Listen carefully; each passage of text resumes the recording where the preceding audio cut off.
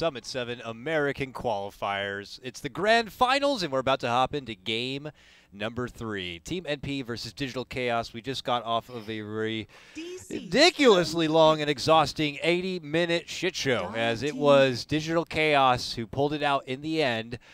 Abed Meepo reaching critical mass super early, 35 minutes in, was a wonderful thing to witness, but the resilience, Lacoste, of MP, and in particular, you know, Envy on his Terrorblade, it was crazy how long NP made DC work for that one.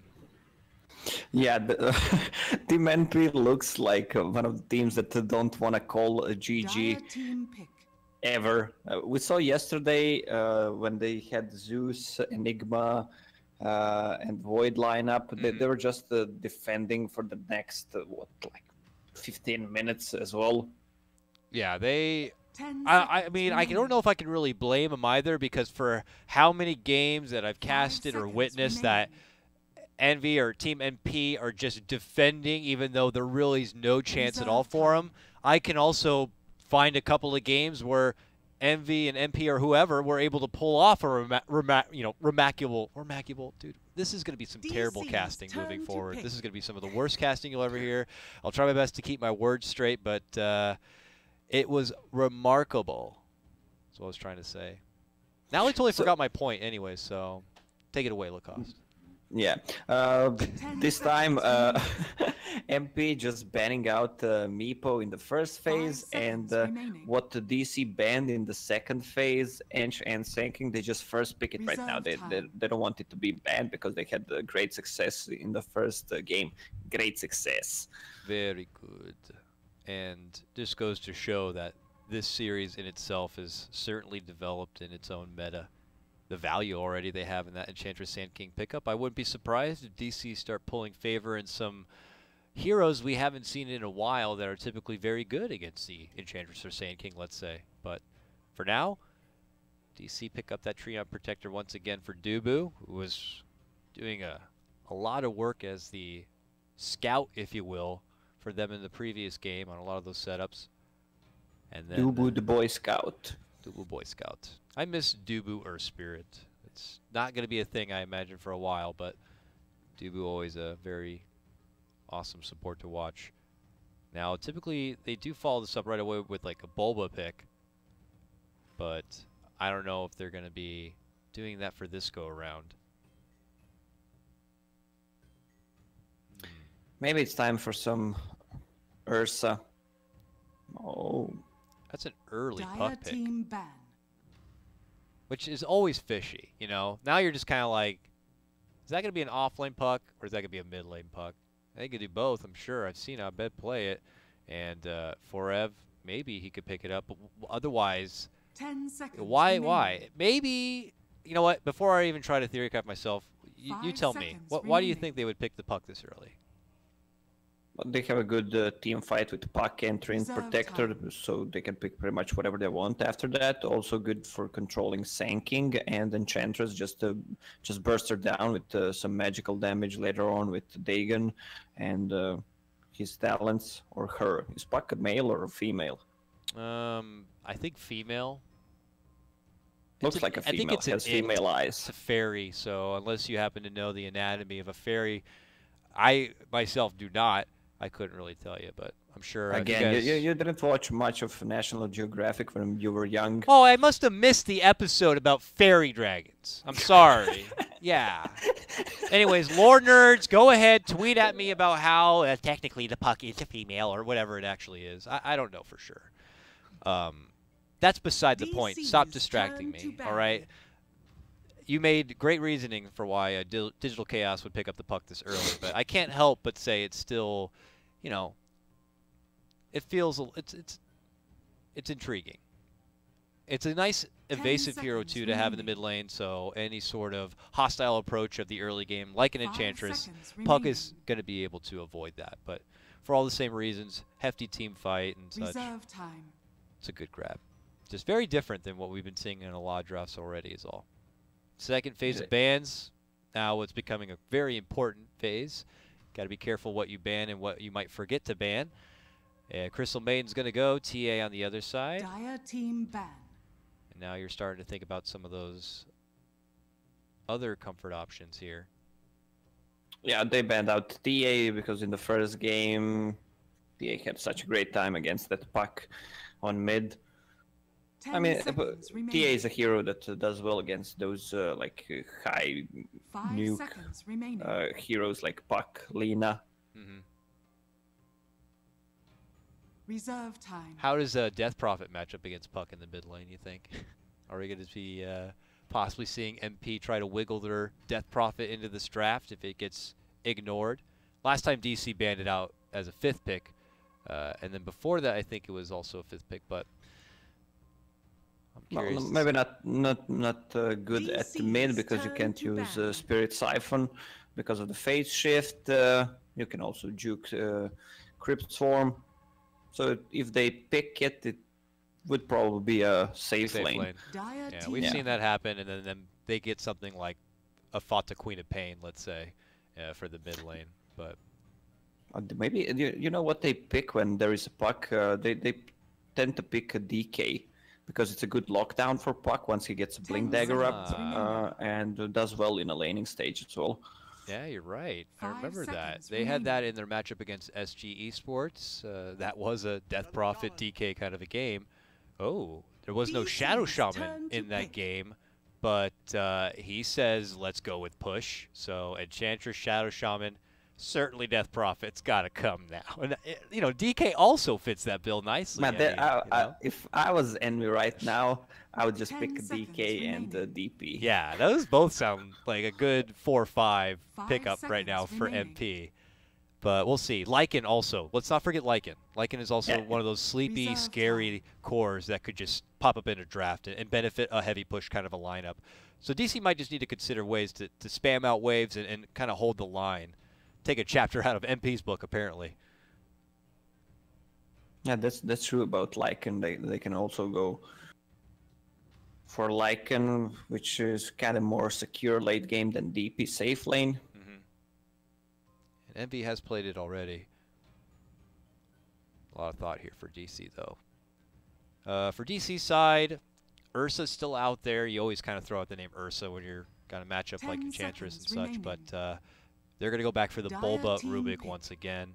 And, you know, Bulba's Rubik was good. We got to see Dubu play Rubik game 1 and Bulba play Rubik in game 2. And I think they both had great showings. Dubu had some awesome steals in the first game, and then Bulba never found himself in a precarious position and didn't seem to die at all through the early and mid game. So yeah, his first death was at around 30 minutes, so his positioning was just insane. So I think the Rubik is always just a nice grab. Casual benefit of the null field 2 is always nice for the team, but yeah. Yeah, but Rubik is a kind of a hero that is super counter to a Sanking because of null field, magical damage, and when you steal Burrow Strike, you don't have that cast animation, so it's casted instantly. Also against Shadow Shaman, it's let's say easy to steal a Serpent Ward because he usually places it, and then he can't really cast a spell after that. So. Okay then. So, Venomancer and Lycan. Okay, well, let's digest this disgusting mess before us here.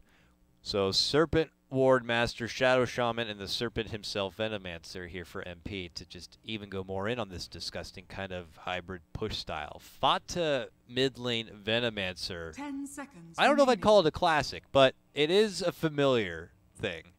5 seconds remaining.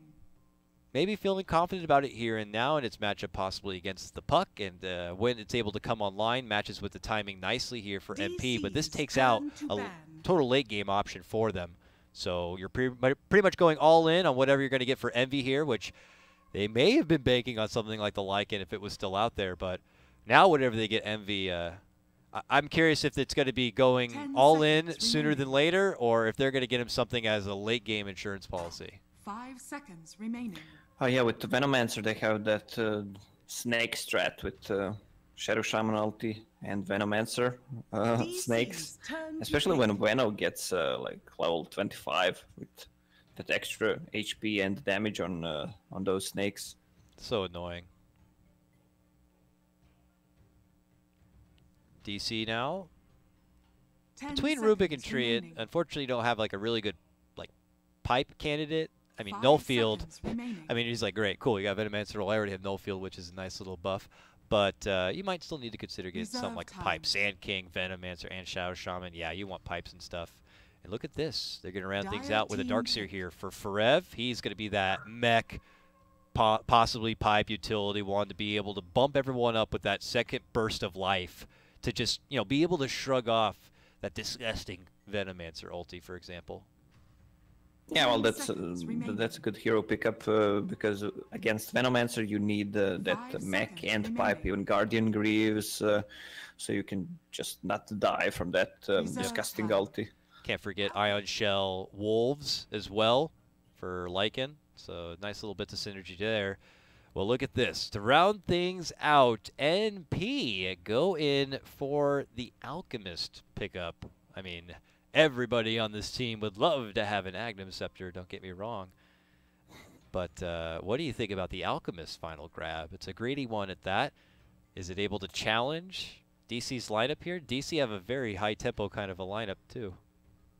Yeah, they do, but also MP has a good like base defense with acid spray and some Venomancer wards. So it should be an interesting game. They decided to go for more like late game oriented carry hero in Alchemist. 10 Like seconds I mean, remaining. not more. It's like super late game, especially with 5 seconds those Aghanim remaining. Scepter upgrades you mentioned. Alk always has that kind of chance to make games go long, so Lacoste, I hope you're okay with casting until the sun comes up, because it's probably going to happen, buddy, and what a way go out, Grand final day. It's gonna come out in next hour. It's already looks like it's a day outside. All right. You got a coffee ready to go? I don't drink coffee. I got some monsters ready. Oh, snap. Okay. Shout out to our sponsors. Monster, of course, here at the Summit 7. Let's go ahead and get Sell into out. it, folks. It's time. Grand final action still before us. It's been a long one already, but this is just game number 3 of NP versus DC. Who is going to win the Girthier Tower Award? Well, None. none of them. Nah, just kidding. It's always NP. They're the team that have the big money in those compendiums, and they get to earn their right for this very scary-looking, dark Lord of the Rings-like tower. Quite frightening. Prepare for battle. How big's your tower? Which one? Anyways, let's get underway here. NP are going to leave things out with a smoked, and they're going to go exploring early. Get that nice ward to the high ground. This is the basic pub kind of ward, but, it's new meta against pros. You're never going to suspect that ward because it's just too easy of a spot. Whatever the case may be, its purpose to be able to catch some early laning transitions possibly. Maybe give that little bit of extra intel to MP, so if it's necessary to adjust the lanes, they can do so. So it's gonna be Fata on a safe lane because it's a puck on mid, and you can't really gale him. So you can't kill a puck. So they're gonna put Alchemist on mid lane instead. 30 Again, they're seconds swapping to lanes, and we playing mid once again, and Fata on the safe lane. Flexibility.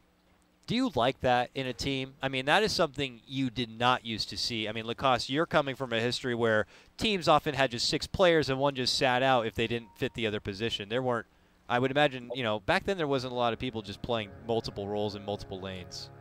Yeah, or if someone was thirsty, that was always a good idea to have a 6-man team. Yeah. And The battle begins. well, we did also some like role switching. Back Oh, you in the did do days. some. You did a little bit of role Yeah. switching. Okay, so it's not. Is it more popular now? Is that what it is? Is it more often you find teams who have that kind of? The players over years became more versatile and played so many roles that they can right now play anything. So I guess that is pretty much the obvious point. A lot of times at these tournaments, you tend to see a lot of familiar faces. These kids have been playing this game since its dirty little grassroots and have seen the game evolve over time and have played any and all positions and have kind of built up that bit of flexibility here. Looking to go for some early first blood action. We got Kagami, a.k.a. Bulba, looking to move in for the early telekinesis. Can't seem to get a grab of Pi. He has a little tree tunnel to walk out from, and we'll avoid that one. And it's going to be a bit of an aggro start for DC, it would appear. And again, MSS, bottom lane, 1 versus 1. Okay, they're backing him up with... yeah, they don't want that to happen again. MSS seems to always do very well in those 1v1s. And so quickly they bring the supports down here, and MSS is going to have more of a typical off-lane kind of a setup that he was expecting here. Aui's going to be also working with the camp nearby, so he can't even really fall back on that, but it looks like Aui might consider helping him out instead.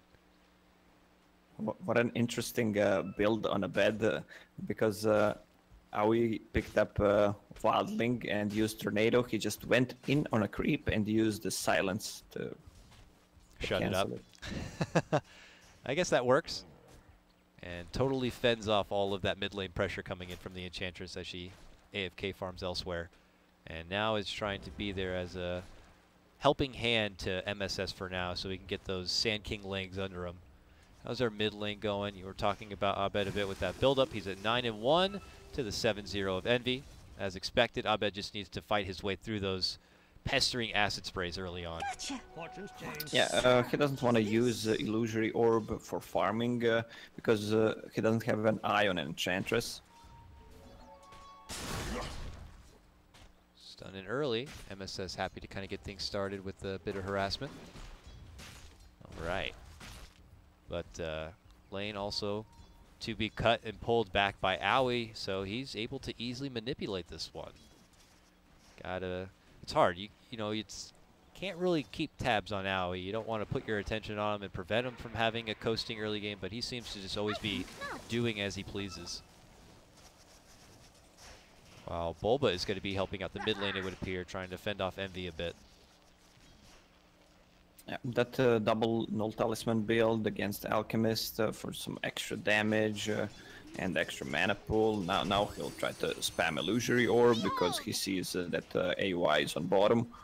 Yep, and they are pressing in a bit. It's going to force out some early living armor and regen onto Mason. MSS confidently just moving on in with the Burrow Strike and trying to get off some serious damage coming out from that Caustic. With Aui stepping in and helping out with some slow and javelin damage, you know. This is turning into a bit of a headache right now for DC. Because Bulba has stepped out from that bottom lane, and he's gone cross-country all the way up to the top lane for now. Still level 1, so he's just kind of walking around for now. Yeah, again, Sanking with that Orb of Venom build. He wants to have maximum slow from Caustic Finale and the Orb of Venom. Now Mason can't comfortably just move in there and go for last hits. MSS is able to take over and pop down range grips easily like that and poke at Mason whenever possible. So it seems like order's been restored there. MV is like, okay, I'm going to start taking some of these camps now on the side. It looks like they've been able to build up a little bit of a stack for him, so he has a nice side bank account to work with here, it would appear. And Aui is now going to step in a bit. No creeps to his name, it looks like, for now, though. So just kind of making his presence known here while Envy works through the jungle. Yeah, well, Aui went on mid to get the XP because he moved to jungle. That happens pretty much every time you're seeing an Alchemist. But MSS with that Invis rune. Roaming Sand King from the off lane early. Yeah, you'd never suspect that. He steps in, gets the Borrowed Strike, the silence will come out, but that's it. And it's going to be a good first blood coming out from NP, and Envy getting the last hit. Yeah, that's it. Abed was playing really careful with that Illusory Orb, didn't want to commit to it, especially the early game against Enchantress. Now he used it aggressively. AUI actually forced him to use it, like tried to bait it, and with that, you can call it lucky. Invis rune, they got the first blood. Nice little setup, and it will get them the boost. How about this top lane? We haven't acknowledged it yet, and it's like really one of the first, if not the first, Venomancers we've been able to witness here, and we might be able to witness him die, because they've surged in. They got the telekinesis pullback, and suddenly he's gone. So that's the story of Venomancer, I guess. Yeah, not really a great story. Not a good night story, though.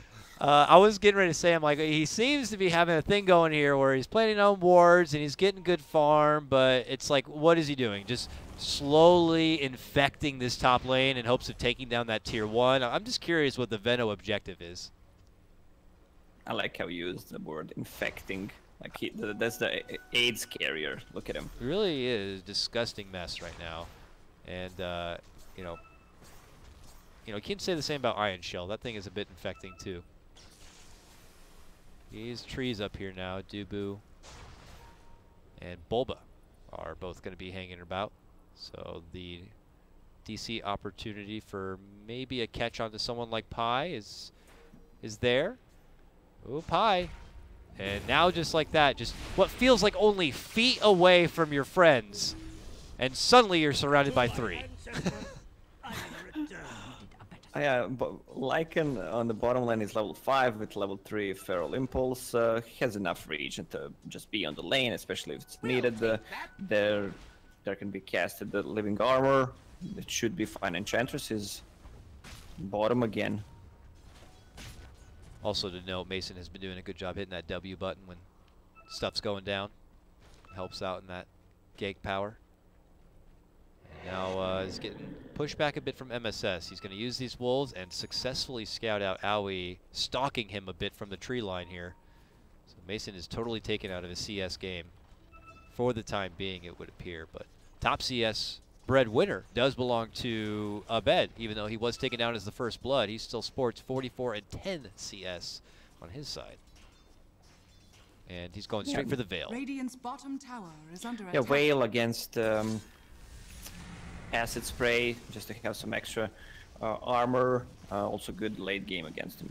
Enchantress for that extra Radiant burst structures damage, are and fortified. good with the Vacuum Wall combo. Look at this. Radiant's It's bottom MP tower able is to under kind of get attack. that first real objective rolling here as the full Ench army is approaching. Even little Mr. Skeletal's getting in on the action. Yeah! Cuts down that Radiant's tree, and bottom it's going to tower be has the fallen. first tower claimed. And a good head start for them. They could take their business all the way up to the top lane to go for their next follow-up, but it is DC who are currently smoked and moving. Forev even in on the action too. Dishes out some early ion shells, and they will spot out Envy. Now the big bad wolf goes into form, and Pi steps in, says, look at me instead. Pulls him up towards the high ground where MSS is waiting, pockets the borrow, tries to move in, but can't quite get enough damage. Eventually he'll get a hold of Pi and chop him to bits, and look at the damage, man. The ion shell and the wolf. Double kill for Forev, but it's Mason getting in there and getting it done. Yeah, it's really hard to fight into Lycan with the Iron Shell. They don't have anything to burst him down. It looked like that was almost a good turnaround play for MP. Pi kind of drawing him over to where MSS was about to bring down the pain, but that Lycan Wolf can just move so fast. He'll duck out the second he feels a bit of trouble coming and then go back in for a quick finish. It's really hard to work around. Gold for me. Well, I'm looking back here at the top lane. I think Midas was just complete, it looks like. Yes, Fata is going Midas on the Venomancer. It's exciting. Yeah, also one Midas on Enchantress as well. So he skips Power Treads build this game, so he wants to have that extra gold as soon as possible. Oh yeah, we've seen that story before. Always gonna work with the time he feels he's granted to be able to farm in the nearby lanes or the jungle to get himself that Midas early, and next thing you know, he suddenly has the Hurricane Pike and he's dealing out serious damage. So I deserve. always something to be able to keep tabs on. DC side, looks like we have Abed with Coil good to go. They're picking out the bottom lane. He's heading that way. I'm thinking maybe they could try to get some setup action going, but Dire's it looks like top tower MSS is is already under going to attack. step out. I'm curious about how proactive DC are going to be looking to get here. I mean, they could, Rubik is still struggling to get level 6. He's level 4. Is there a tome for him? 10 minutes in, I click on their shop. I see a tome there. I assume yes, but not sure whether or not they're on it right now or have the money or the key or the need to. There's that Midas now complete for Owie as Bulba finishes out his arcane boots.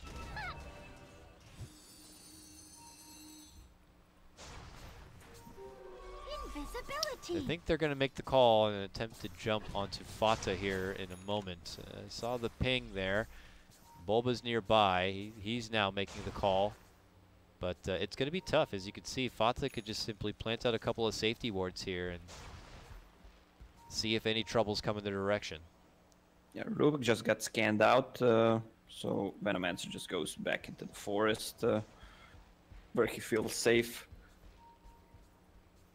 Yeah, even Abed's trying to rotate up in here. He has that Invis rune and was hoping Radiant's to middle tower turn is it under into some attack. sort of gank, but Radiant there's just structures no are opportunities fortified. there. Aui's going to be able to continue to push forward in this mid lane a bit, and he's getting close to level 8, so he's matching right up there Dire's top tower with is some of the under best in the attack. game.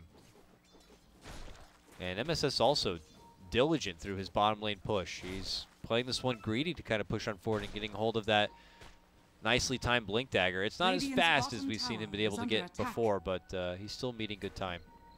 Yeah, he got the Dire's top three tower is under three attack. creep waves free to get his farm up, and when he has an eye on Puck, he knows he can't die. Now Puck is on the run with a haste rune. Can they find an opening? Yeah, they tried Yes, to make they a move can. on for Dubu, but they didn't have the extra detection, so it looks like they're stepping out the second they get the idea that maybe Abed is looking over for a new fight. Another rune that he's trying to get some action with, and it looks like he's not going to get it. Oh, bottom lane, though. They're going to force out the shapeshift here from Mason. He gets hit with an early living armor, but he has got to zip himself out. And he Dire's is top running tower is across under attack. the sea here, it would look like, and all the way up into the mid lane and finishing out that tower. That's efficiency. Dire's structures are fortified. Dire's middle Oh, tower but it quickly is under forces out a attack. couple of rotations here, and the glyph. MP not looking to hand any towers over that easy, and that will conclude the rest of the shapeshift here. So, good pressure by MP. That's a longer cooldown right now, so.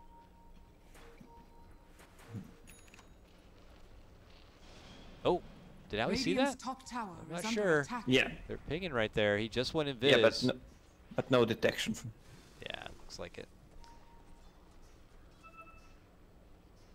Team Slytherin on top, just pushing the towers. Oh, you're right. Yep, looks like our shaman Radiant's friend top has tower reached is level under 6, attack. and it's time for him to drop the wards at the Dire's top middle lane tower and is under attack. take down the tower. They will be able to get it as DC takes their tower Radiant's top first. tower has Oh, fallen. no, looks like about the same time. They both get their tier 1s done. And we might just see them play around those cooldowns moving further. Anytime they have the Serpent wards up, I don't see any reason they shouldn't try to move on in for a tier 1. One more tier 1 does remain in that mid lane. So all according to agenda here for MP. Illusion. Yeah, Radiance is up on Elk, 14-minute Radiance with Armlet and Phase Boots. That's a good timing. Wasn't really ganked or harassed too much in the early game, like Pi is now. Ooh. Abed just casts everything he has in his spellbook to bring down the easy shaman. But without Envy reaching too much trouble in the early game, he kind of gets through his early Alk items with no trouble at all. Not too much of a surprise. Radiance now in hand. They are maybe thinking about making their move all the way towards the top lane, and that is going to be the case. At that moment, however, a pause will be called out from Digital Chaos, so nice Radiance timing. On the way towards the top lane, we'll have to see what DC could offer for a potential counter fight. Looks like Forev has his mech ready to go now, so, I mean, what do you think? Yeah, but MSS has enough gold to buy a Blink Dagger and a TP, so he can surprise them with it. Ooh, you are right. Also Puck Blink Dagger. Yep. Dire's So top this tower could is be under quite the attack. debut for both teams now. DC already find themselves kind of in the lane, but look who's approaching from behind. Envy's there first. He gets pinged out. Abed's forced to step back, and now the Burrow steps in, and it's looking to go on to Mason with the power of the epicenter, but he gets hit with the living armor and tries to rush himself out, but gets welcomed with a hit of the stun. Can now we finish him with the impetus? No! Dubu dishes down the route, and the chase will conclude. Mason's able to run himself away from trouble, and DC all together avoid everything. Twilight Eye has ulti ready. They might continue to push, but or go to Roche. Okay, Roche is being pinged out actually. They head in for it, and they know there's not going to be a werewolf to have to really worry about in this one. And DC might not be in any good shape to fight, and it looks like they've spotted out Dubu hiding within the nearby trees. They still never have detection, though. That's the other thing, though. So he'll just walk away. It's hard. Okay, wall used. She says, I'll put that wall there for you. And now it gets a big awkward. Envy can't really walk through this. He'll have to keep dealing with, you know, a Radiance armlet Alk. He can Very annoying. Yeah, he can switch off Radiance and heal us. And then walk through it. Yeah. But still kind of awkward at the time. So he has to step all the way out. He's going to get some heal assistance, it looks like, from Owie right now. But Abed's just still keeping tabs on him, throwing out those orbs. They're just waiting for the wall to go down. They'll fight in front of it, it looks like here. More orbs to fly. Mason's still waiting for time to tick. He needs about 15 seconds until he can really get into his form. Vata, though, has his ulti. Just starts dropping down wards. Abed goes in for it. Not going to get it. Valiant effort, but will be punished. Yeah, MP's lineup looking really strong in the next like 10 minutes. Radiant's middle What is yeah, he finished Veil of Discord, and okay, Rasta is kind of struggling to get anything because he's at position 5, and Enchantress is getting all the items, just buying some sentry wards for that Treant. So once they get some more items up, they should be like looking really strong. Pretty much still moving in whenever possible. Maybe just using those serpent wards once they're up, which as they come up right now. Dubu's there watching, stalking slowly. Bulba's pinging in that area saying, let's head up that direction. We can get a pick and we can get a tier 1 and get some movement going our way. And that's when Abed makes his jump. It's going to be an early rift, but that's when the counter comes out, and oh boy, Abed gets knocked down for it. Good follow-up, stolen burst strike, going to be there for Bulba, but he throws himself into the wolves. The real wolf, though, coming out is going to be Mason. Charging on in, looking to get the grab onto Vata. Can he get the finish? Yeah. Double kill for him. Enchantress not as easy of a target, so he settles for Pi instead. Has that Iron Shell to help burn it forward, but he's eating damage under those sentries. Rather, under the Serpent Wards. As Envy is able to rotate in, he drops down the Acid Spray and helps Owie finish the job. A long-winded, crazy engagement, but MP's counterfight seems to be the better. Yeah, well, they can take down Venomancer and Rasta with Wolf with Iron Shell. They don't have nothing to stop him, but he can't attack Enchantress. That's the problem. Gotcha. Also trying to go in pretty deep, getting a hold of Pi, ate a lot of extra damage from those wards too. It's a hard commitment. Yeah, maybe different if Mason was there a touch sooner, but the call had been made, and they were probably not suspecting that quick turnaround play there from MSS. But MP read that situation very nicely and get to hold on to that tier 1 even longer. Greaves are finished on Darkseer, so that will help them with regenerating once Venomancer ulti is used. Again, though, I mean, do you think it would be essential for him to follow it up with the pipe pickup too, or is it something they can hold off on? Yeah. It's gonna be a full pipe into Blink Dagger after. Okay. Oh yeah. Okay, I see it in queue now. Definitely feels like a mandatory pickup in this game. considering the Veno, considering the Sand King and everything else. It's an overbearing amount of magic damage it would feel, with the exception of really Envy being there. Abed is slowly creeping his way through this bottom lane, but it's Fata taking over it right now. But it looks like Duba will manage to spot out a couple of sentry wards that MP have prepared, and they'll know that they can't really go too much further ahead without getting under the watchful eye of MP. Now, Venomancer should get one defensive item, so he can run away from Lycan. He can go for a Shadow Blade or Yule Scepter, or at least something, Ghost Scepter, just so that he can't kill him. The thought of Arata Atos also kind of popped in my mind briefly. And more strength and a way to root down the Lycan, but yeah, it doesn't help him defensively, unfortunately. It just kind of stops maybe the wolf in his tracks. Yeah, and Lycan will have a BKB finished pretty soon, so it's pretty useless. Yeah. And yeah. Oh, and ooh. He goes into shapeshift. Denied though. Envy. Nice takeaway right there. The rest of his team still, going in. MSS has the dust, spots out Dubu, and Dubu wants to try to run. He's going to be forced to commit the route, and I don't know if the follow-up's going to be there. MSS tries to blink in and can't quite catch him, and Dubu's going to be able to make it away. It should be enough. Oh, the Caustic, you think? Oh, it looks like it. Orban Caustic? Under attack. With Oh, the he's Venom tick? Oh, the Poison Sting. His Tranquil Boots just came ready, and Wow. he regioned up. How convenient for Dubu here. He gives himself the living armor and hopes to hold as much as he can, but oh, he walks back in and just quickly gets handled. They had a new sentry waiting. Radiant's bottom tower is All under that. attack. All that just to get quickly shot down right there. And MP are going to continue their long-winded siege and earn the tier 2.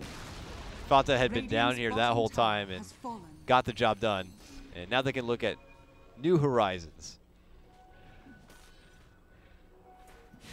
Once BKB is finished on Lycan, he can also focus Enchantress in the team fight.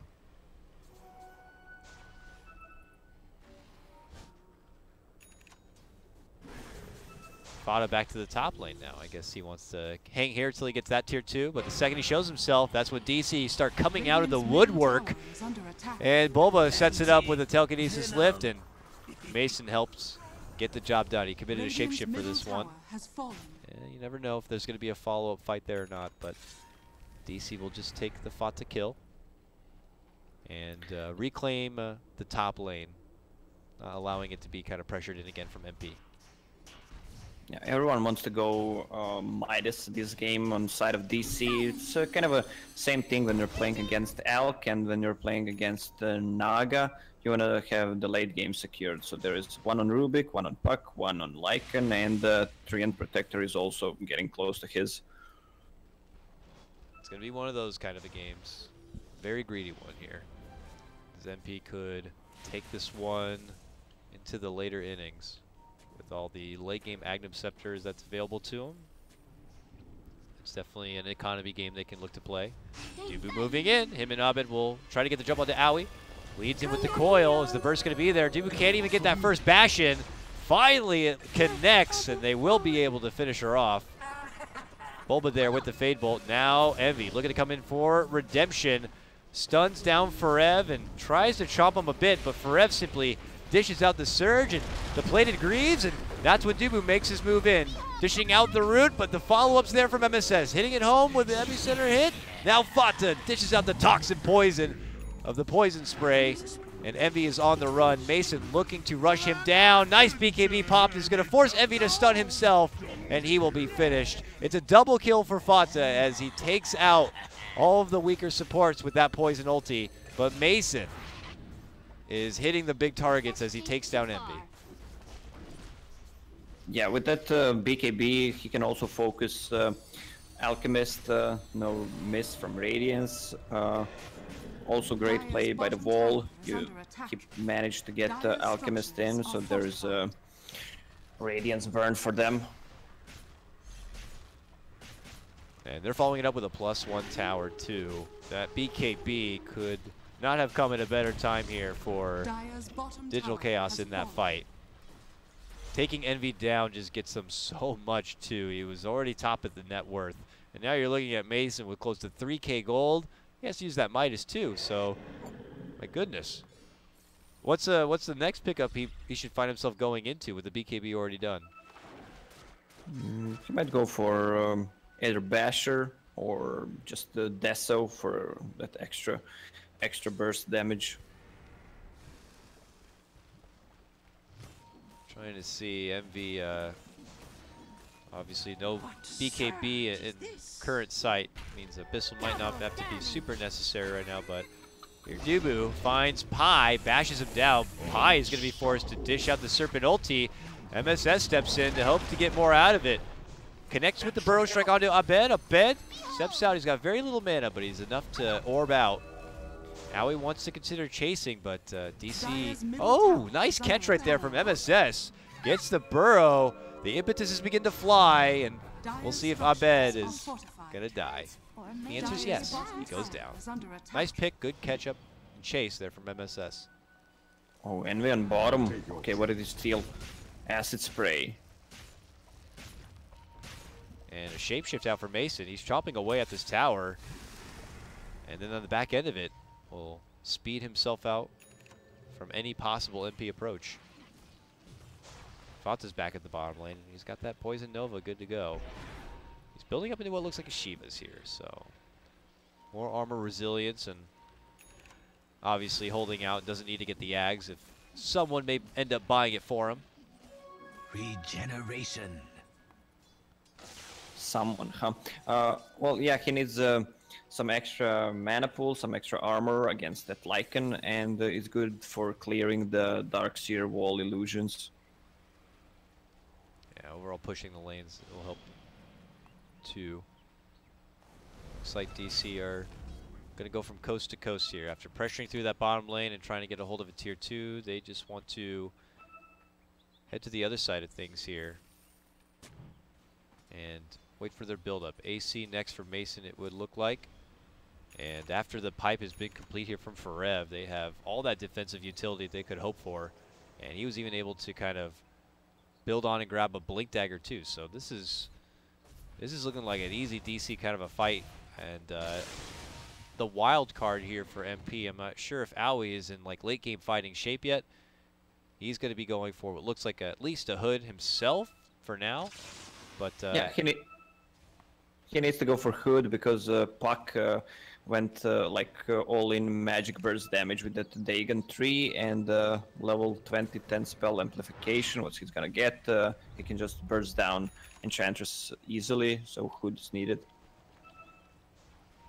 Here comes DC looking to take that fight all the way up towards the top lane here. Who do we got? Nobody at the moment. Dubu's hoping to scout things out, but knows he can't go too deep without his team at risk of being spotted out from a stray sentry ward here. But looks like MP are already on the way, and DC are just going to kind of reclaim this area for themselves. Plant a ward down, but MP doing what they do here, kind of avoiding any fights they don't want to be having to take. But now MV and Fata have been spotted up behind that tower. They get hit. Two-man coil, vacuum wall combo. And suddenly it's Envy to his own. The rest of MP are going to be en route to help out, but it might be too late for him. Envy's also been taken down, and they're going to grab a hold of little Bambi too. Owie's going to get dropped. Double kill for Mason. Ooh. I was just getting ready to go into the fact that MP are doing a nice job avoiding getting themselves caught out on a fight they don't want to take, but once spotted in the top lane, DC can't help themselves but jump in and take advantage. And now the rewards are going to be coming their way. A high ground push already in order. Pi has to force out the wards as a defense, and they've already spotted out MSS. And he's also going to go and also doesn't have a buyback. Oh, what a waken from Forever. Beautiful setup from the Darkseer. And now it's a tier 3 down, and it looks like the first set of the racks in this one. Dire's top barracks are under attack. 30 minutes in is all it takes, and DC walk away, heads held high. What's going to be a great feeling? And the Roche is up. They have enough time to take it down before the Sanking is out. Get the Shrine on the way first. Extra gold. But you were right, Roche is up and good to go. And couldn't ask for anything better right now if you were DC, and this is really opening things up. This game had belonged to MP for the most part. Look at one point, almost close to like an 8K net worth advantage. A lot of that, of course, being your Alchemist factor. But now working further past that, DC take total control. And I don't know if the Mighty Alk is going to be good enough for this. He is still looking to finish out his own Shivas. So is Fata going Shivas also? No, Fata changed. Not going to go going Shivas. It looked like he got a Solar Crest. Now he needed something that Lycan doesn't kill him in 3 hits. DC right now have everything they need to push once again. There is a BKB, 8-second BKB on Lycan, AC plus Vlad's, and Pipe, Greaves, Darkseer, so they're good to go. And full steam ahead here for DC as they begin their trek down this mid lane. A tier 2 stands before them, and we look to see if MP feel more comfortable trying to take a fight outside the base, and it would appear so. They smoke, pings fly out. Don't know if it was spotted, but they begin to make their move regardless. Dubu hits a huge root connection, and they quickly wipe the floor of Pi. A vacuum, a burrow, and it's NP hitting the deck as DC just blast right on through the whole squad. Last game was 80 minutes. This one might not even go to 40. Yeah, this looks pretty over for NP. I mean, MP doesn't like to call GG too early, but let's be real here. Yeah, right? This Lycan looks like on a completely different level at the moment. He is not even fussing around. DC do not want to go to an 80-minute game, and they're saying, you quit now. We're going for the tier 4s, and sure enough, MP say, fine. They tap out, and we're going to be going to game number 4. DC now just 1 win away from qualifying for the Summit 7. That is correct. DC, I actually thought MP was gonna commit to something like more of a pressure lineup with a DP.